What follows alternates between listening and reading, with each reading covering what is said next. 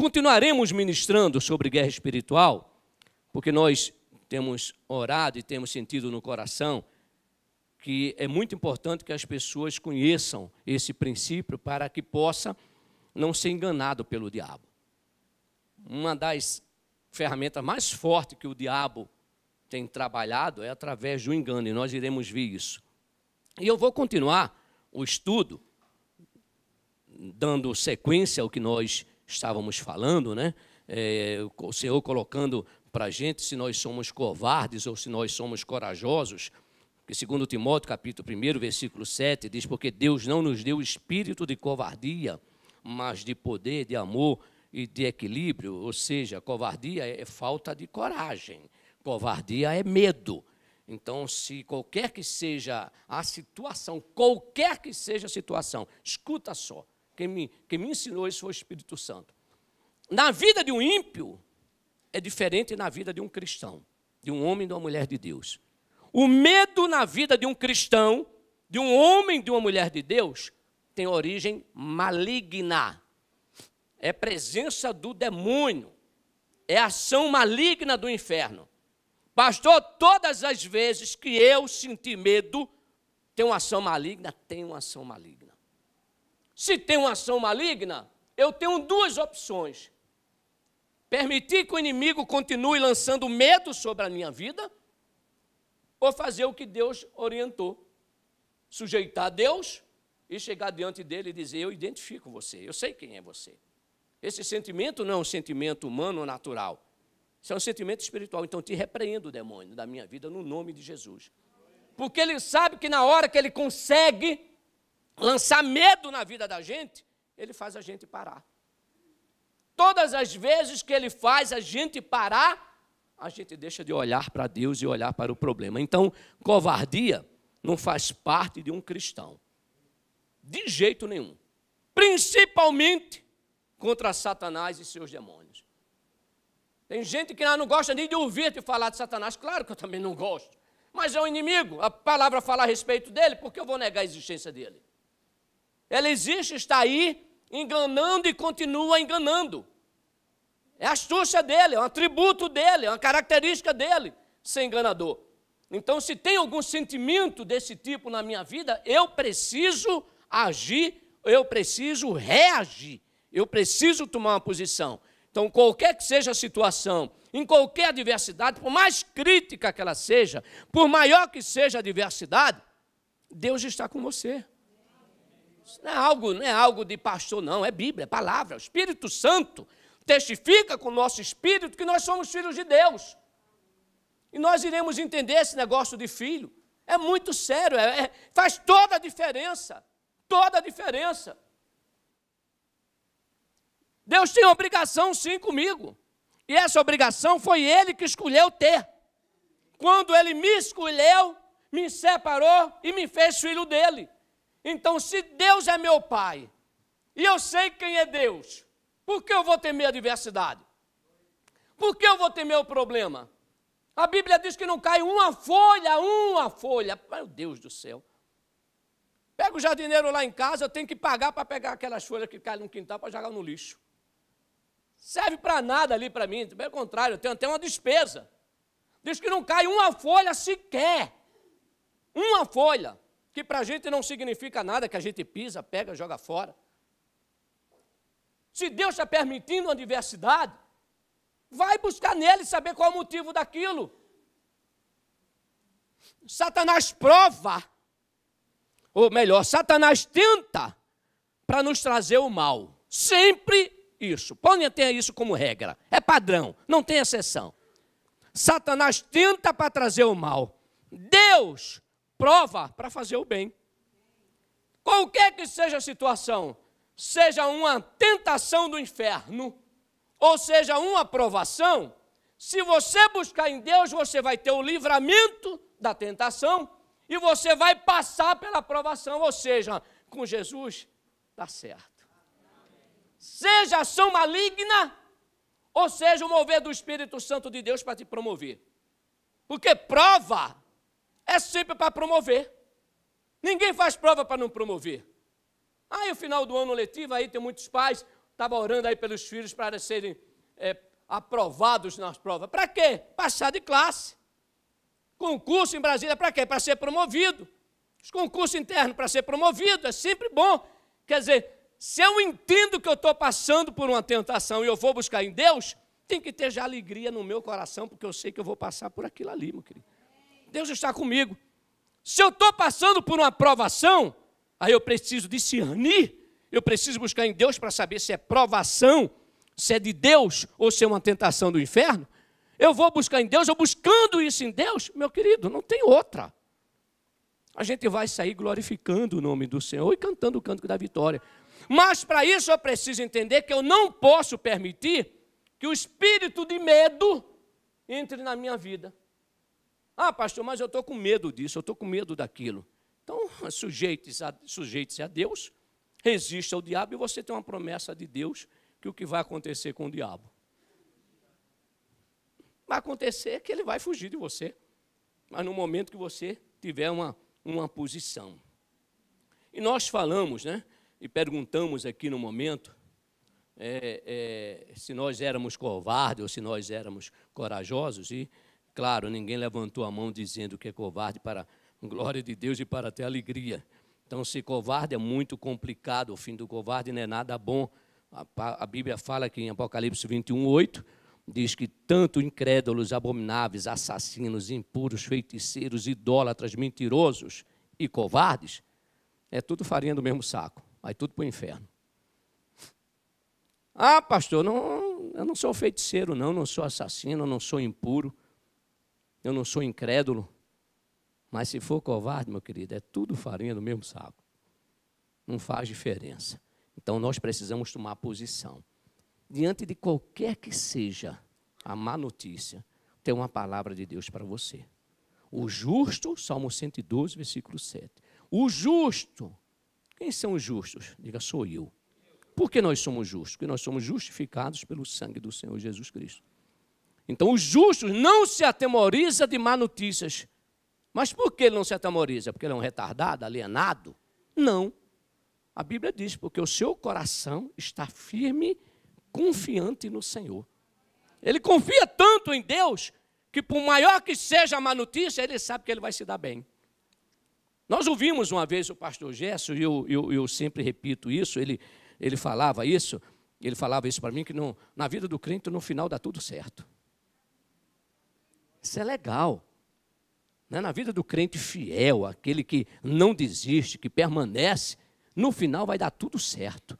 Ou seja, ele vai combater, ele vai guerrear, ele vai buscar, Deus vai agir. Aí quando a gente entende Romanos 8, 28, que diz que todas as coisas cooperam para o bem daqueles que amam a Deus, daqueles que são chamados segundo o seu propósito. Então o negócio de covardia não funciona. Covardia não pode fazer parte da nossa vida. Outra coisa que não pode fazer parte da nossa vida é o pecado. Muitas vezes o medo tem origem no pecado. Se você for analisar, você vai ver que tem alguma coisa. Como eu falei que o medo na vida do cristão não tem origem em Deus, na vida do ímpio sim, mas na vida do cristão não. Na vida do cristão o medo tem uma origem em Satanás. Logo na hora que eu sinto medo, muitas vezes, não é regra, muitas vezes tem pecado. E o pecado necessariamente não é um pecado de idolatria, de crime, de impureza. Nós já aprendemos aqui na igreja que pecado é errar o alvo. Se eu faço diferente do que Deus mandou fazer, eu estou pecando, óbvio. Estou desobedecendo. Então eu estou errando o alvo, eu estou pecando. E muitas vezes nós pensamos que o pecado são aqueles pecados muito mais sérios, esses que Apocalipse 28 está falando aqui, 21, versículo 8, e achamos que pequenas coisas que nós deixamos de fazer, pequenas coisas que nós não éramos para fazer e que nós fazemos, pensamos que não é nada demais para o reino espiritual. É. Tudo que Deus colocou para você fazer e você não faz, você comete pecado. Daí vem o espírito imundo e traz medo. Então, o pecado leva a pessoa a ter medo. Capítulo 3 de Gênesis fala da queda do ser humano. O inimigo das nossas vidas, presta bem atenção, o grande enganador, mentiroso, usou a serpente, uma das boas criaturas de Deus, envolvido na sua astúcia. Serpente não era, Deus não criou o mal, serpente de uma forma direta. Deus criou a serpente como um animal bom. Se você for olhar os estudiosos, os teólogos que falam sobre a queda do homem, que falam sobre a serpente, eu vi unanimidade neles em dizer que a criatura que Deus criou, a serpente, criou como animal bom. Mesmo você olhando o Gênesis 3, dizendo que ela era astuta por causa da ação do inferno. Então o inimigo usou uma coisa que Deus criou, uma coisa boa que Deus fez. Então preste atenção, o inimigo, ele usa coisas que Deus cria, enganando, distorcendo, mentindo, para fazer com que o homem caia. É bom lembrar que nem Deus e nem o ser humano são autores do pecado. É muito comum a gente ouvir que o pecado ele é inerente ao ser humano. Faz parte da natureza do ser humano. Inerente não se separa do ser humano. Isso é mentira do diabo. Para enganar a gente, para que nós continuamos fazendo as coisas que não agradam a Deus. Nada disso. Pecado não é inerente ao ser humano, não faz parte da natureza do ser humano. O autor do pecado é Satanás, é o maligno. Logo nós podemos dizer isso. E eu alicerço esse meu entendimento, dizer que o pecado não é inerente ao ser humano, respaldado na palavra do Senhor, lá em Romanos capítulo 8. Abra comigo, que você vai confirmar isso. Portanto, agora, isso aqui é NVI, já não há condenação para os que estão em Cristo Jesus. Inclusive, olha só, isso aqui Deus tem me usado muito, esse versículo 2, para aniquilar o entendimento maligno, que as coisas ruins fazem parte da nossa natureza, né? Ou seja, é inerente ao ser humano. Era, não é. Depois da queda do homem, até Jesus Cristo era. Depois de Jesus Cristo, deixou de ser. A enfermidade é inerente ao ser humano. Todo mundo fica enfermo. É verdade, pode ficar enfermo. Mas eu tenho uma palavra que pode mudar essa história. Que é a palavra de Deus, que diz aqui, olha só. Portanto, agora, já não há condenação para os que estão em Cristo Jesus. Por quê?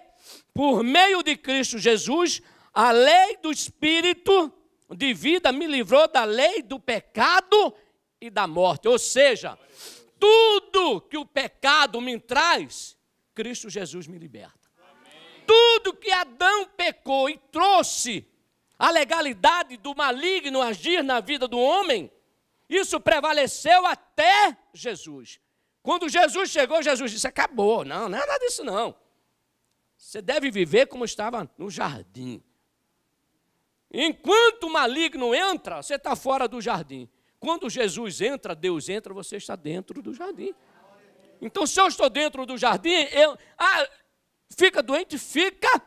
Mas eu tenho que tomar posse dessa palavra, reivindicar essa palavra nas suas orações. Reivindica essa palavra. Diga para Deus. Fale para o Senhor.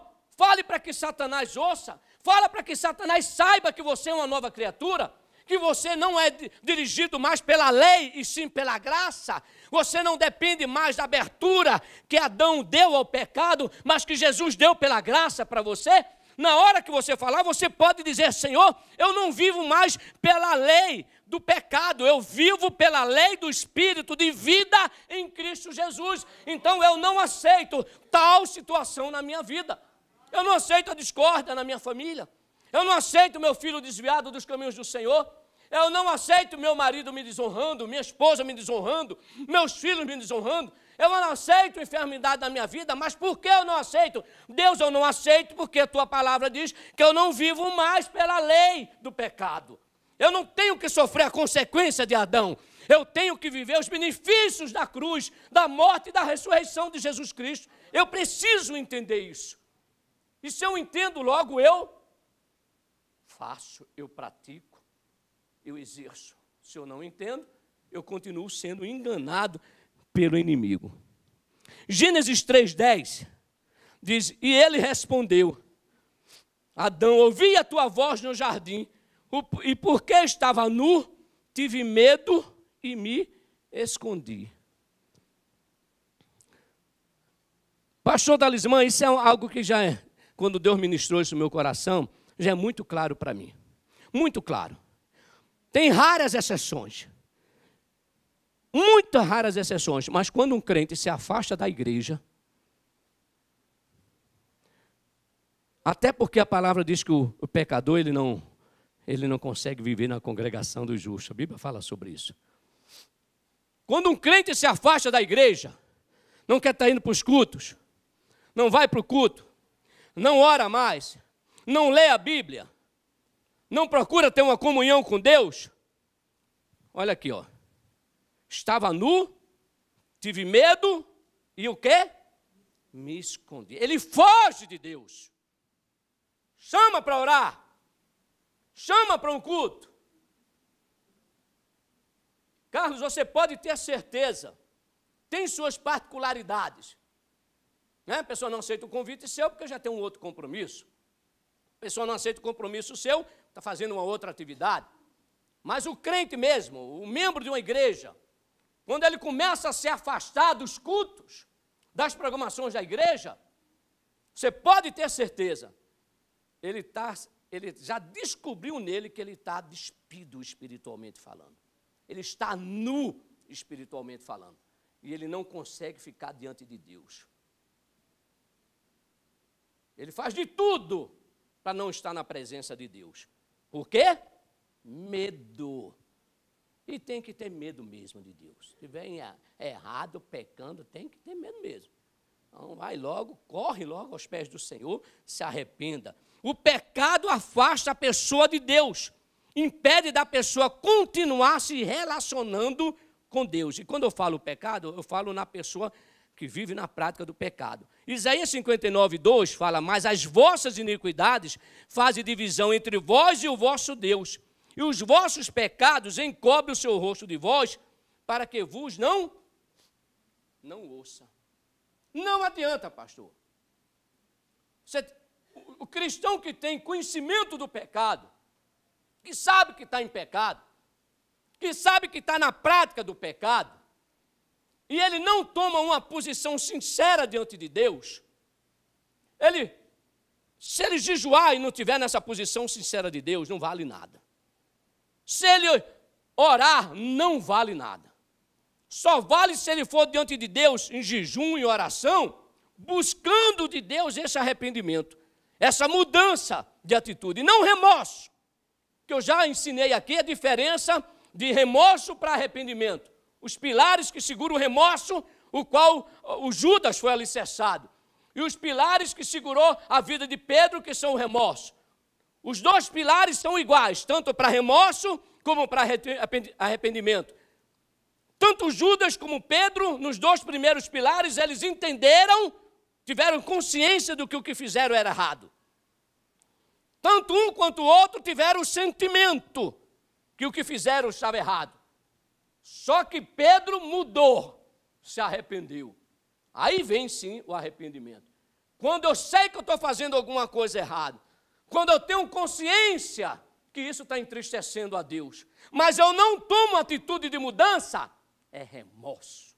Não vale nada para Deus. Absolutamente nada. Pelo contrário, se continuarmos com esse tipo de atitude, esse tipo de sentimento, o nosso fim será o fim de Judas. Não tenha dúvida. Não tenha dúvida. Agora, se eu tiver consciência do pecado, sentimento de que o pecado realmente desagrada a Deus, logo, não tem como. O Espírito habita em mim. Se o Espírito habita em mim, é como um casal, homem e mulher. Se o cara faz coisa errada com o cônjuge, não tem conversa. Ele vai ficar triste, o outro vai estar triste. Se você faz uma coisa errada com Deus, Deus vai se entristecer, o Espírito Santo vai entristecer, ele habita dentro de você. Logo, o seu espírito também não vai ter contentamento. Minha irmã, quando estava viva, pastora Adelne, ela dizia, ela era coordenadora de mestrado, universidade lá em Pernambuco, e mais psicologia, na área de psicologia que ela ministrava, que era psicóloga, e fazia muito atendimento, tanto lá na faculdade como na igreja. Ela dizia que a vida de um crente desviado é pior do que de um ímpio, porque ele nem goza, não usufrui a presença de Deus e nem usufrui a presença do mundo, porque quando ele está no mundo, o Espírito Santo está lá o tempo todo dizendo para ele, tu está errado, cara, tu está errado, tu está errado. Deus não desiste da gente, o amor dele é tão extraordinário, e é verdade, e é uma verdade absoluta. Então, já que não vai ter prazer lá no mundo, deixa o mundo para lá. Deixa as coisas do mundo. Se Deus te tirou do mundo, é porque o mundo não é bom para você. Se Deus te tirou das coisas da prática do mundo e hoje você conhece a Deus, imagina, qual o pai que vai pegar um filho, tirar de uma coisa boa e colocar numa coisa ruim? Isso é um retardado.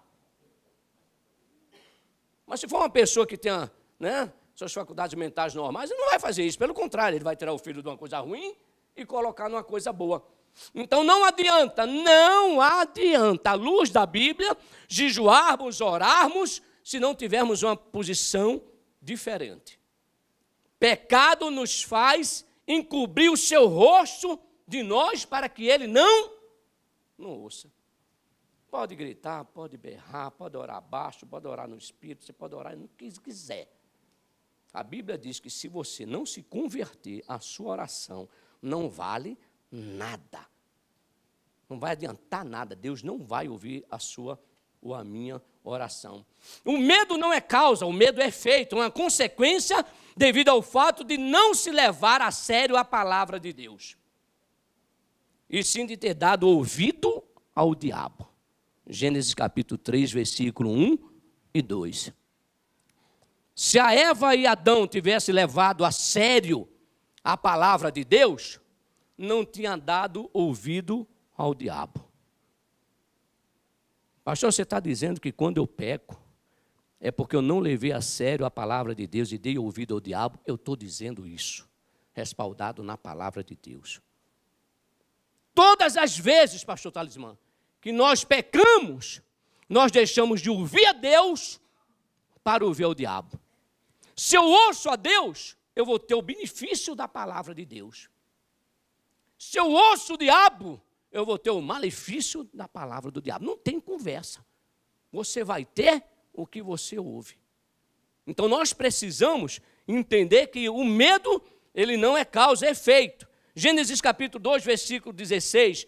E o Senhor lhes deu esta ordem: de toda árvore do jardim comerás livremente, mas da árvore do conhecimento do bem e do mal não comerás, porque no dia em que dela comeres, certamente morrerás. Deus tinha dado uma ordem e ela não foi obedecida. Para obter vitória sobre o inimigo, devemos conhecer a palavra de Deus, estudar a Bíblia, porque ela contém um propósito de Deus e o desejo dele para as nossas vidas. Eu não conheço qual é a vontade de Deus, para os evangélicos recém-convertidos, os novos cristãos na fé. A coisa mais fácil de conhecer Deus é andar com Deus. Isso é muito simples de a gente entender. Então, eu quero saber o que Deus tem para mim, pastor. Anda com Ele, rapaz. Anda com Ele para ver o que é que tu vai ver. Tu vai conhecer, você vai saber tudo o que Ele tem para você. Tudo, Ele não vai te ocultar nada. Ele vai revelar tudo o que Ele tem para você. Até lá no céu, Ele vai dizer para você o que tem para você. Quanto mais aqui na terra. Mas se eu não ando com Deus, e nós já falamos que não existe campo neutro, ou a pessoa anda com Deus ou anda com o diabo. Ah, pastor, não dá para andar com Deus e o diabo, não? Dá não. Primeiro o diabo não consegue andar com Deus, do lado de Deus. As trevas não podem chegar perto da luz, não tem jeito, que logo, o diabo andasse com Deus, ele se convertia. As trevas não dá, ficava luz, As trevas na luz ia ter luz. Não dá. Não dá para ser 90% crente e 10%. Não dá. Com Deus é tudo ou nada. Ou a sua vida pertence a Deus, ou a sua vida não pertence a outro, pertence ao diabo, pertence ao inimigo. Então, se estivermos praticando alguma coisa que não é de Deus, eu vou lhe dar um conselho. Não tenha remorso, tenha arrependimento nesta manhã. Permita que o Espírito Santo pegue esta palavra e essa área da sua vida que está sem forma, deformada, que está vazia porque não tem a presença de Deus, seja cheia da presença do Senhor. Ande, medite na palavra, porque toda a Escritura, segundo Timóteo 3, 16, 17, é inspirada por Deus e útil para o ensino e também para repreensão. Eu já falei aqui e eu repito. Uma vez eu estava lá estudando, Júnior, lá em casa. Eu estava orando, eu estava estudando, não me lembro. E eu senti a presença de Deus assim na minha frente. É muito forte a presença de Deus. Mas era muito forte. Eu sabia que Deus estava ali. Já senti em outros momentos. E ele não falou nada. Simplesmente se apresentou, me ajoelhei e cheguei para Deus. Né? Não tem como ficar de pé diante dele. É fantástico. Eu me ajoelhei e disse para o Senhor, Senhor, fala comigo, nem que seja para me exortar. Né? Diga o que está errado, o que está diferente da minha vida. Fala, porque eu não queria perder. Já pensou você sentir Deus diante de você? E não foi a primeira vez. Uma vez eu estava assistindo, eu sozinho, na televisão, um programa evangélico. De repente, dona Anunciata, saiu da televisão uma nuvem. Saiu da eu vi a nuvem como estou vendo a senhora. A nuvem saiu da televisão e começou a se mover na minha frente. A glória de Deus. Ali não dá, é você se ajoelhar e chorar, e você chora de tanta alegria de Deus se manifestar, Deus querer estar com você, andar com você, e fazer questão de evidenciar a presença dele na sua vida. Existe coisa mais importante na vida? Não tem. Não tem nada mais importante, aí a gente vai trocar um negócio desse por umas porcarias que o inferno oferece na vida da gente. Não, gente, de jeito nenhum. Então, pega a palavra de Deus. Eu estou fraco. Quando você está fraco, o que você faz? Vai comer. Está sentindo necessidade espiritual? Está sentindo fraqueza espiritual? Tendência ao pecado? Né? Eu repito, é não fazer a vontade de Deus. Vai ler a Bíblia, se enche dela. Mas olha, gente, leia até você estar no gogó da palavra de Deus. Até estar aqui, eu não aguento mais, eu já estou aqui saciado da palavra e vai começar a glorificar, exaltar o nome dele. Pois. A Bíblia é a única fonte de revelação e poder de Deus. É a única fonte e revelação, poder de Deus que alimenta, sustenta, fortalece e orienta os cristãos em sua caminhada. Cristão que não lê a Bíblia, ele é um cristão vulnerável, fraco. Eu acho uma coisa que o diabo gosta, é de coisa ruim. O diabo gosta de coisa ruim, ele pega os fraquinhos todinho e detona. Ele detona os fracos. Então, se você quiser sair dessa situação, Lucas capítulo 11, versículo 28, a Bíblia é a fonte de bênção de Deus quando obedecida. Ele respondeu, antes felizes são aqueles que ouvem a palavra de Deus e obedecem. Por que são felizes? A Bíblia fala, não precisa nem de interpretação, só observação. Por que as pessoas são felizes? Olha só, felizes são aqueles que ouvem a palavra de Deus e lhe obedecem. Não precisa nenhuma interpretação, nenhuma revelação, só observar. Só observar. Por que são felizes? Porque ouvem a palavra de Deus e praticam. Não tem nenhuma revelação. Dessa vez Deus escancarou. Deus colocou para qualquer um entender isso. Só em ler. Pinheirinho, só em ler. Diz, felizes são aqueles que ouvem a minha palavra e obedecem e a praticam. Então, aquele que ouve a palavra de Deus e obedece é o quê? Aquele que ouve a palavra de Deus e não obedece é o quê? É sério, gente. Então, pastor, na hora que eu estou infeliz, é porque neste momento eu deixei de ouvir a palavra de Deus? Pode ter certeza.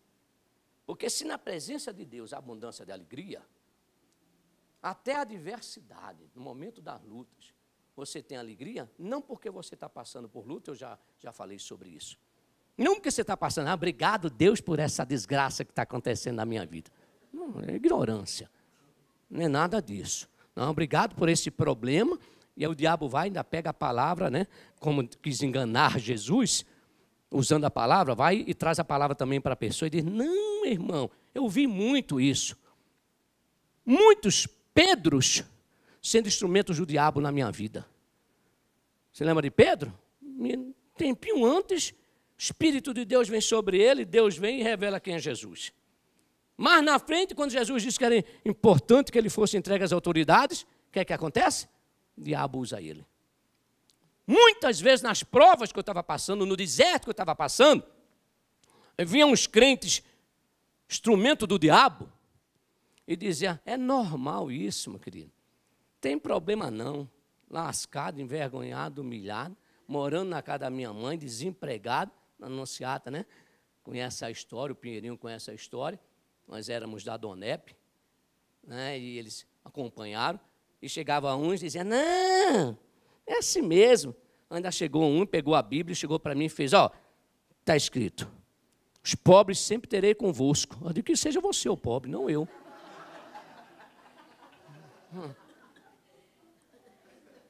Vai para lá. Tem.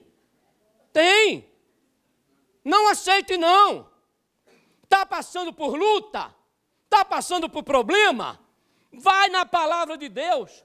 Não está conseguindo entender a palavra de Deus, chama Júnior, chama Ricardo, chama um homem de Deus, chama uma mulher de Deus, associa-se a ele, chega para ele e diz, eu estou passando por uma luta, me ajude, porque se você não me ajudar, eu vou me arrebentar.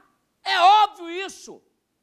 Vai se arrebentar como se arrebentou Judas. Então pega ajuda, não fica só. Agora, quando pedir ajuda, por favor, a pessoa vai deixar de fazer parte da vida dele para te ajudar. Então, pelo menos, ouça o que ele está dizendo. Se esforce. E se por algum motivo o que ele está falando não está entrando no seu coração, fala para ele. Ele vai orar, vai repreender a resistência do inferno na sua vida. Porque se você orou e Deus colocou ele no seu caminho, ele vai ser um instrumento de Deus. Então, se você tiver resistência de ouvir o que Deus está falando através da vida dele, é um demônio. Chega para ele, chega para ela, para a pessoa que está te aconselhando, te ajudando, e diz, eu não estou conseguindo entender, ou eu não estou conseguindo praticar isso. Ele vai jejuar com você, ele vai entrar num nível maior de guerra com você, e você vai prevalecer, e você vai superar esse momento. Então, a Bíblia é uma fonte de bênção. Então, feliz aqueles que ouvem a palavra de Deus e obedecem. E infeliz aquele que ouve a palavra de Deus e não obedece, ou que não ouve e logo, por consequência, não obedece. Então, pastor, você está dizendo que eu tenho que viver feliz? Tenho. Quando Romanos 8, 28 diz que todas as coisas cooperam para o bem daquele que ama a Deus, daqueles que são chamados segundo o seu propósito, Deus não está dizendo que é bom o problema, é maravilhoso as lutas, a adversidade que você está passando. Não é isso que ele está dizendo. O versículo 26 está dizendo porque o versículo 28 está escrito. Não é o contrário. Versículo 26 diz que o Espírito Santo entra na jogada, entra com você nessa luta, intercede por nós, de uma forma que nós não sabemos nem orar no momento da adversidade, no momento das lutas, a gente não sabe nem orar. Mas naquele momento que você diz, Senhor, eu não dou conta. Senhor, o negócio dá ruim, é mais forte do que eu. O que é que o Espírito Santo faz? Se apresenta. Você lembra de Isaías? Eis-me aqui, o Espírito Santo, né? Com a tua sua humildade.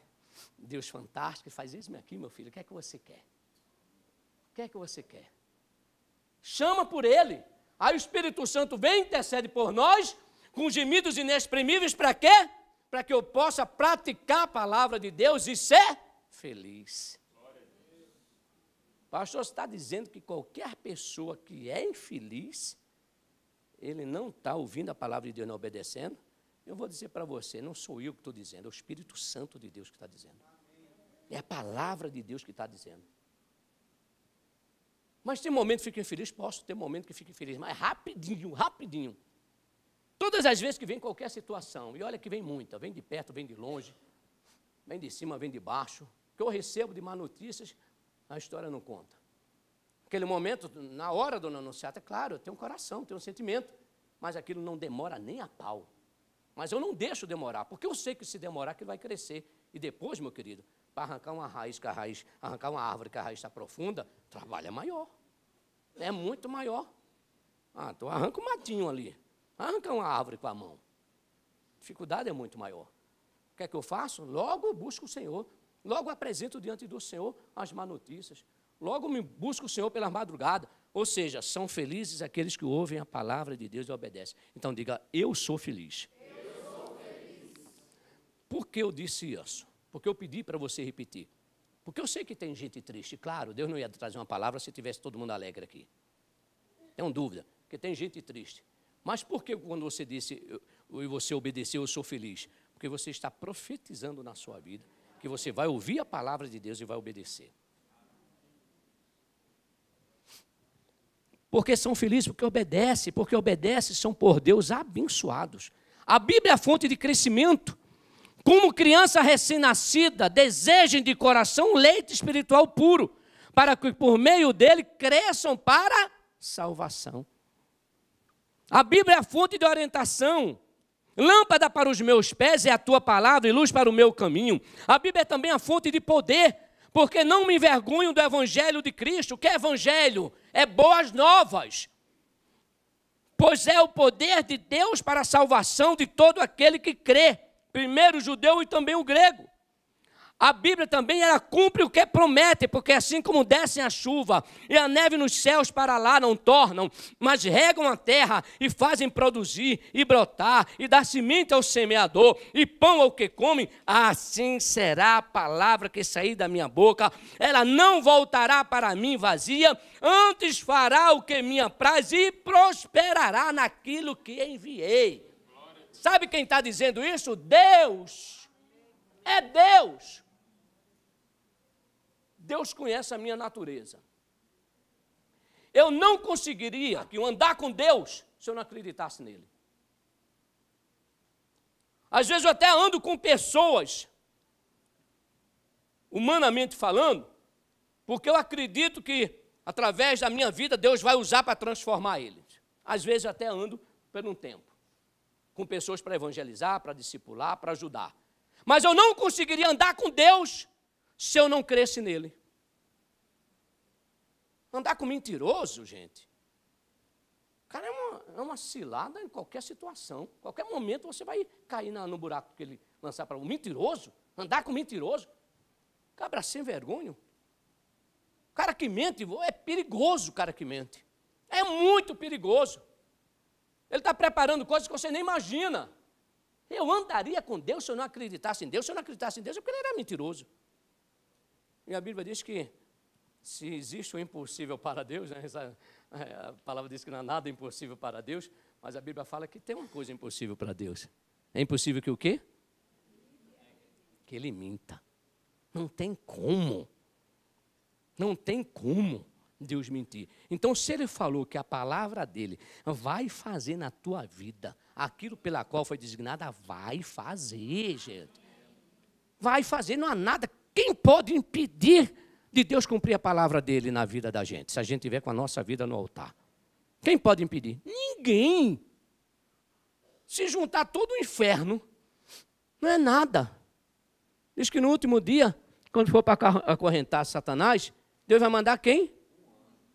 Um anjo. É para a gente rir mesmo. E a gente acha que o cabra é grande. O cabra é um safado. Satanás é um enganador. É um mentiroso, é um sujo. O dia dele já está escrito por Deus, eu não sei qual é o dia, mas a qualquer momento vai vir um anjo e vai acorrentar ele. A qualquer momento Jesus Cristo vai vir e vai levar a sua igreja. Então, Deus cumpre o que promete. E nem eu e nem você tem motivo de duvidar de Deus. Nenhum de nós. Eu não conheço um homem que possa se levantar diante de Deus e dizer: o Senhor tem sido injusto por causa disso, disso, daquilo. Até você pode não compreender a situação, mas se você ouvir a palavra de Deus e você obedecer a palavra de Deus, você vai ser feliz.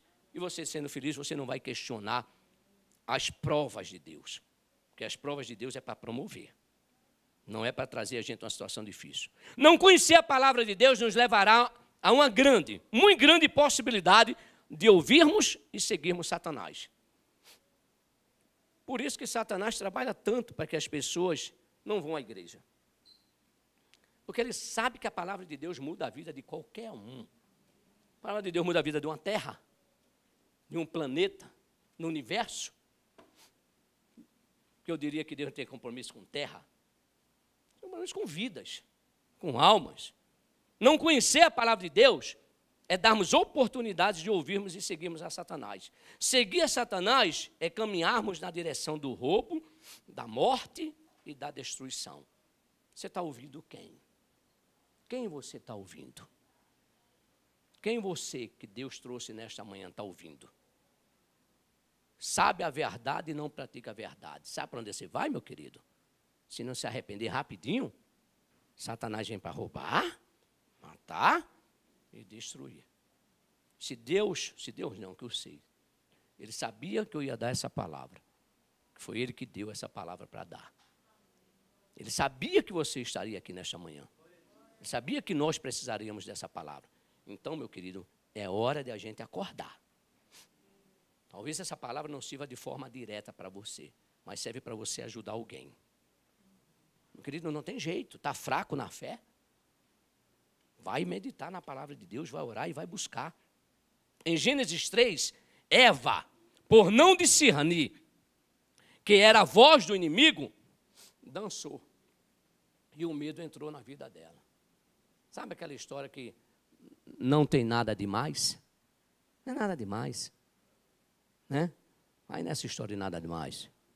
Claro que não, a gente por força de expressão diz que tem um demônio chamado nada demais, né? Mas porque o que tem de crente fazendo as coisas dizendo é nada demais. Quando você vê um crente dizer que não é nada demais, uma coisa errada, você pode ter certeza que ele já foi enlaçado pelo diabo.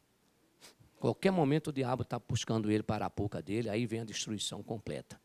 Então não vá nessa história de nada demais não. Se a Bíblia diz que nós não devemos permanecer em congregação dos injustos, dos ímpios, não se aconselhar, rapaz, eu fico admirado. Crente se aconselhando com ímpio. Eva, por não discernir que a voz era do inimigo, dançou, o medo entrou pelo pecado. Então, no nome de Jesus Cristo, peça para Deus discernimento espiritual. Peça, mas peça mesmo. Até quando vier um pedinte e chegar perto de você, você saber se a semente que você vai lançar na vida dele é para bênção ou para maldição. Até para o pedinte. Vai fazer diferença nenhuma, 1, 2, 3, 5 reais que você dá para ele. Faz diferença, não vai empobrecer você, não vai enriquecer você. Mas até saber se você está lançando na terra boa ou não. Senhor, eu devo dar essa semente ou não? Devo plantar ou não? Saiba que o Senhor não tem outra estratégia, senão cada um de nós. Que o Senhor não tem outra estratégia, senão cada um de nós.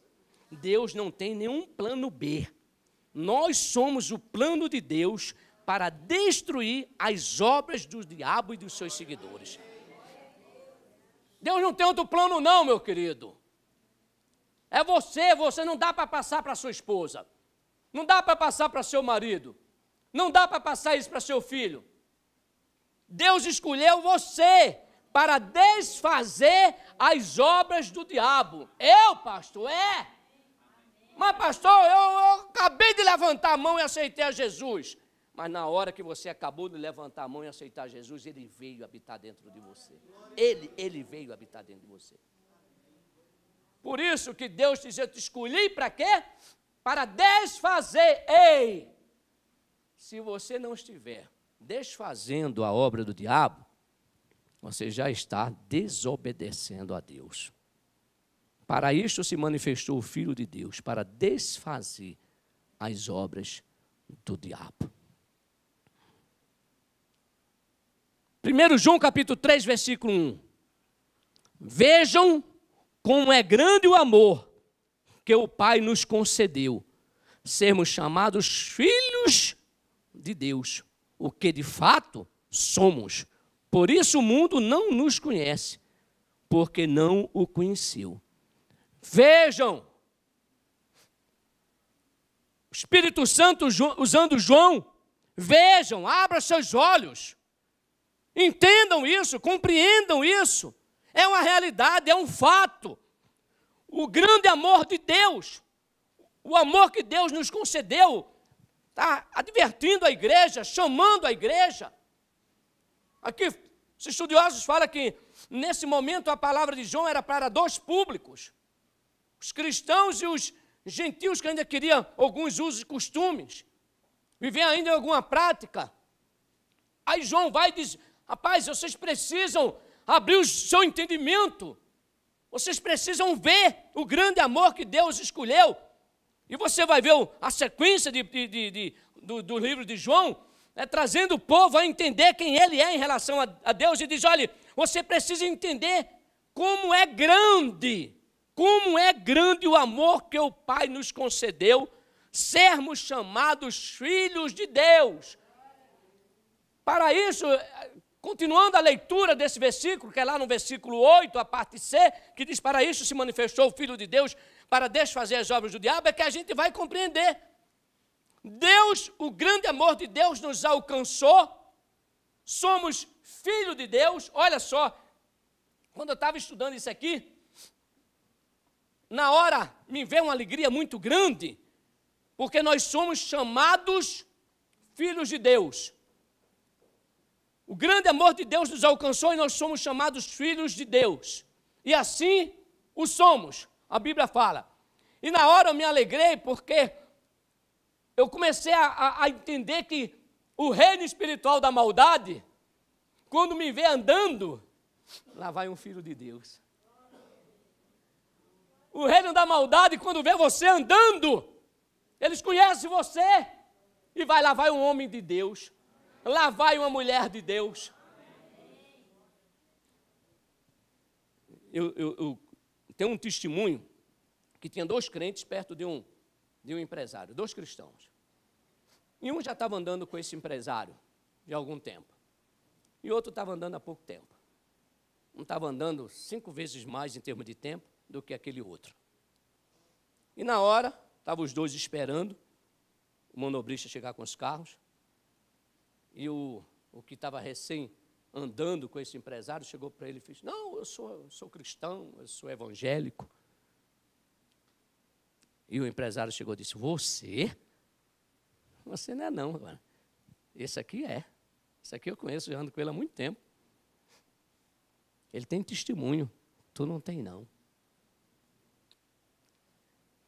O ímpio sabe, Satanás sabe, se nós somos filhos de Deus ou se nós não somos filhos de Deus.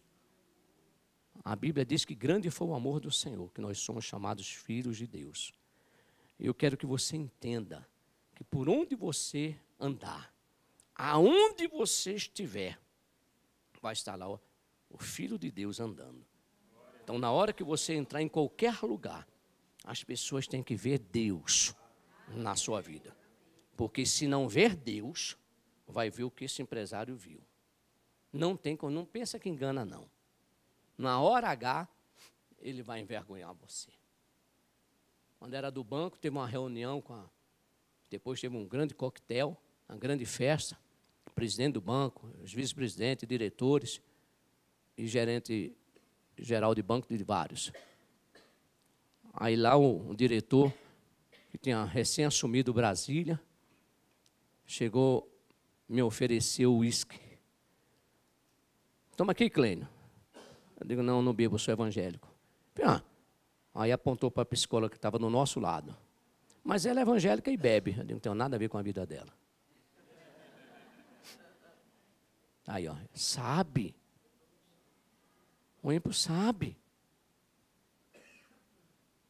Ele não se contentou, veio a Brasília fazer uma das visitas de diretores. Recém.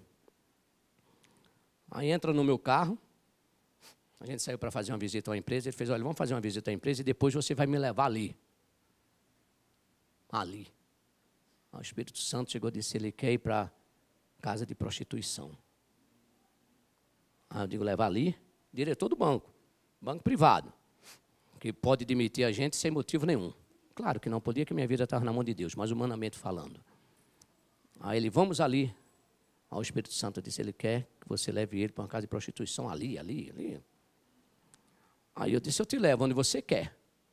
Agora, primeiro você vai a um lugar comigo. Eu ia levar ele lá para o pastor Vilarino para orar por ele. Aí ele faz, você vai me levar para a igreja? Eu digo, exato, vou levar para o meu pastor orar por você. Aí depois eu levo para onde você quiser. Porque eu sabia que depois que chegasse lá os capetas iam sair, né? Aí ele faz, não precisa mais você me levar. Eu digo, ok. Claro, temos que fazer diferença. Quando ele quis me transferir para São Paulo, dona Anunciada sabe dessa história, e Deus tinha falado comigo que era para sair do banco. Aí eu disse para ele, não, meu tempo no banco acabou. Eu, como, rapaz? Estou trazendo você para São Paulo? Mercado financeiro, aí por aí saiu falando das vantagens que teria na transferência. Aí Deus tinha falado para mim que era para sair do banco. Aí eu disse para ele, não dá, meu tempo acabou no banco. Eu estou saindo do banco. Ele falou, não, faz o seguinte, vá orar. Vá buscar lá, tire férias, vá orar. E depois você fala comigo. Sabe? Aí a pergunta que não quer calar. Sua família sabe que você é filho de Deus? Eles te chamam como filhos de Deus? Seus amigos no trabalho sabem que você é filho de Deus? Te chamam como filho de Deus?